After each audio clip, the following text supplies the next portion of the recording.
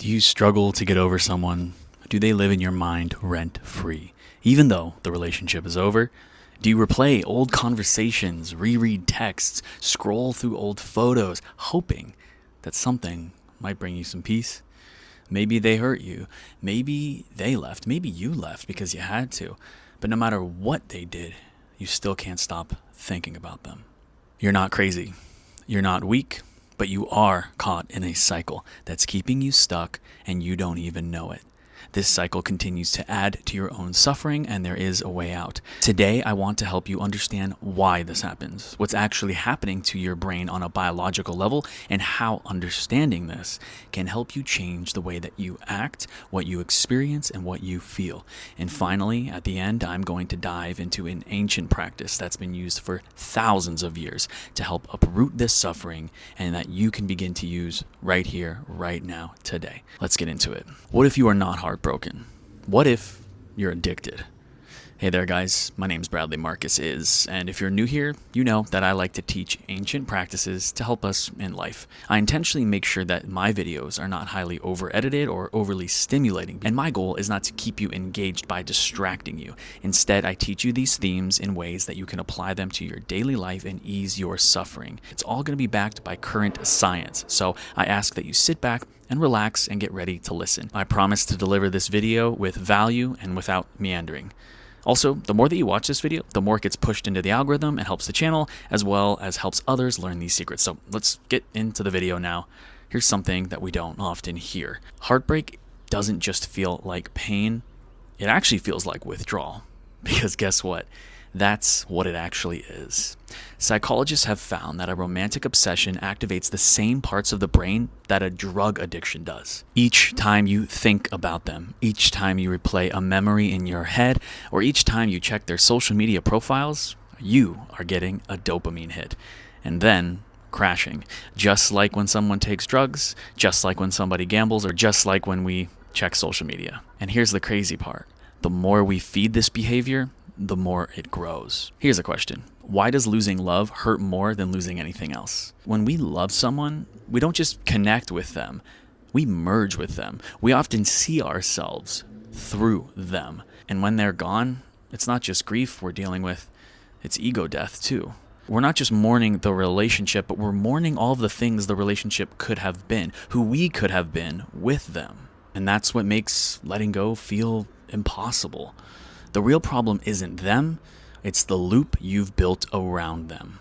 The truth is, we've trained our minds to suffer. We've trained our minds to do this because every time that we ruminate on what could have been, every time that we think about something that causes this suffering, we are actively strengthening the parts of our brain, the neural networks, to continue to do this. We are actively participating in our own suffering, and we don't even realize it. Now, funny enough, the Buddhist practice of sankhara actually talks just about this, about how these mental formations habitually create the reality that we experience. The Buddhists figured this out 2,500 years ago. We may think that we're remembering them, but what we're actually doing is reinforcing the same craving over and over again. What would the Buddha say about heartbreak? Well, luckily for us, Buddhists understand how to uproot this root of suffering. And the best way to do it is to understand first why we suffer. The Buddha taught that craving, also known as tanha, is the root of this suffering and all suffering in our lives.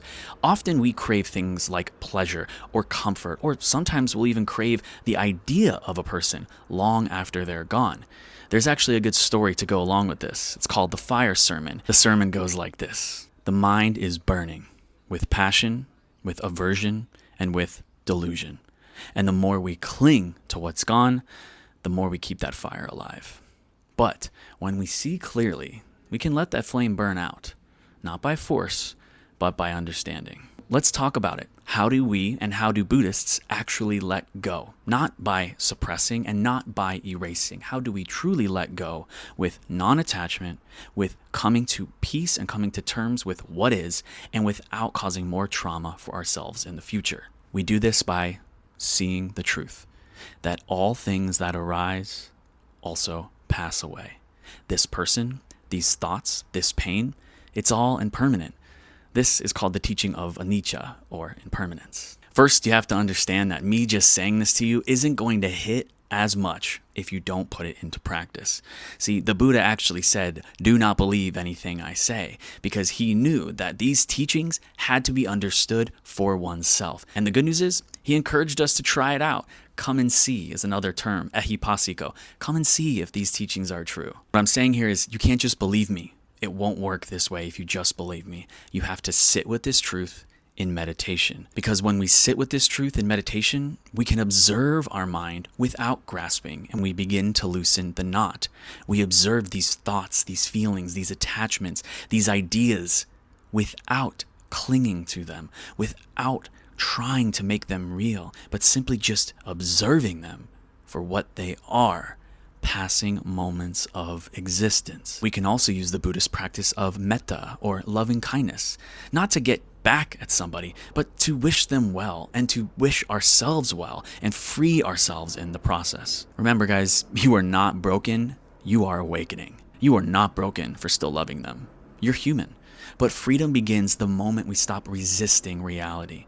You'll be able to move on sooner by simply just watching these feelings for what they are, another passing moment in life. Remember, this person was never truly yours to begin with. And that's not sad, it's a liberating thing. You are free, and you will be free if you allow yourself to be free. The Buddha didn't tell us to not love, he taught us to love without clinging. So next time, ask yourself, what am I really holding on to? And what would it feel like to be free of it?